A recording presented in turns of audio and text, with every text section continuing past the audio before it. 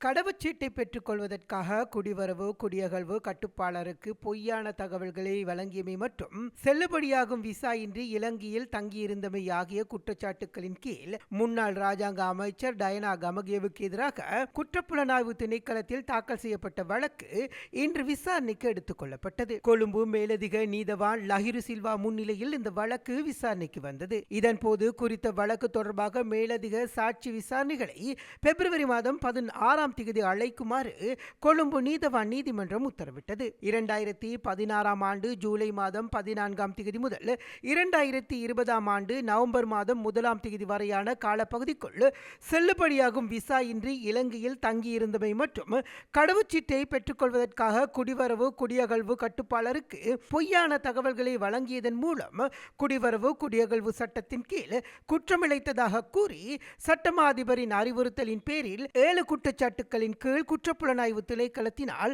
முன்னாள் ராஜாங்க அமைச்சருக்கு எதிராக இந்த வழக்கு தாக்கல் செய்யப்பட்டுள்ளமை குறிப்பிடத்தக்கது.